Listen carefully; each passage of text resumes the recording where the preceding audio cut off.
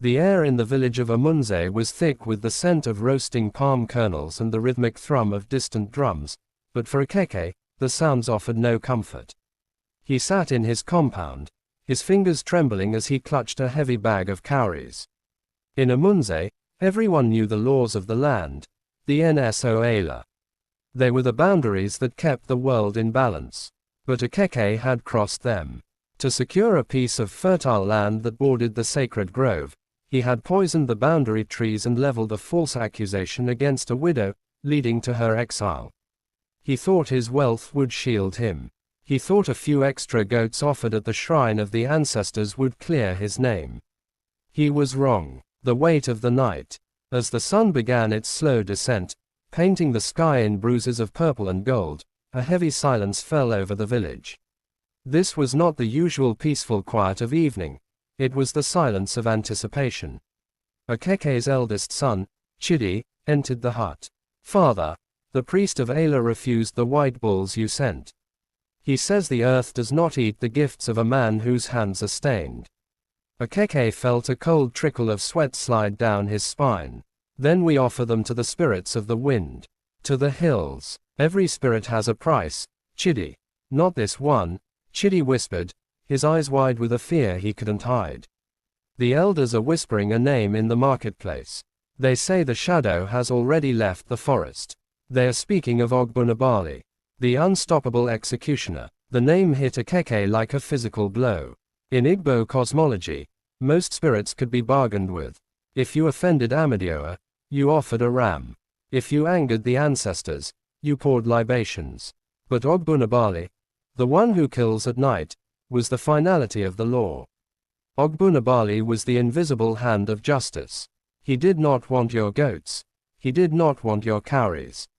He wanted the rot removed from the world.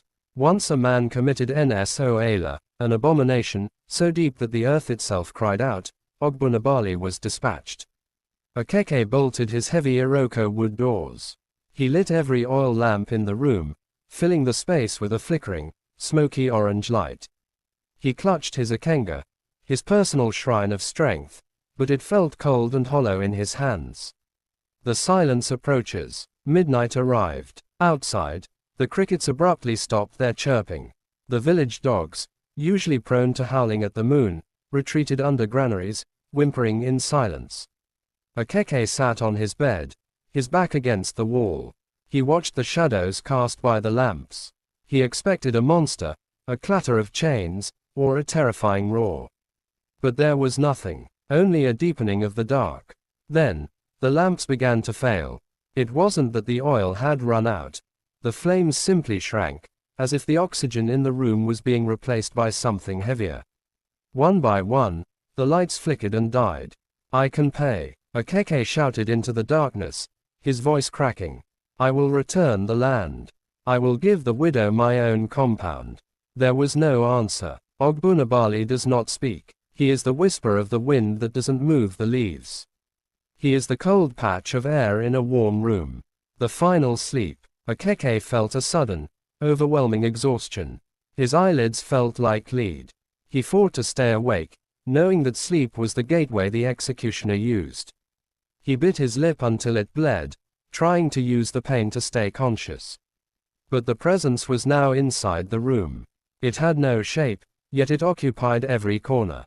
It felt like the weight of the very earth he had desecrated pressing down on his chest. "Please," he mouthed, but no sound came out. His eyes closed. In that final moment of consciousness, he didn't see a demon.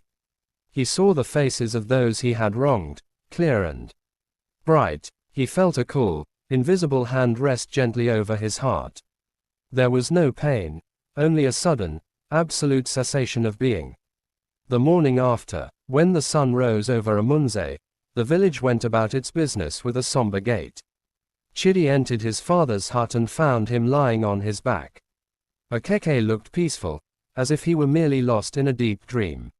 There were no marks on his body, no signs of a struggle. But the bag of cowries on the floor had turned to grey ash. The villagers didn't mourn. They simply dismantled the compound, leaving the wood to rot and the vines to reclaim the soil. The land Akeke had stolen was returned to the widow by the village elders before the sun reached its zenith. The balance was restored. The night executioner had done his work, and as the stars prepared to return, the village slept soundly, knowing that while the laws were hard, they were absolute.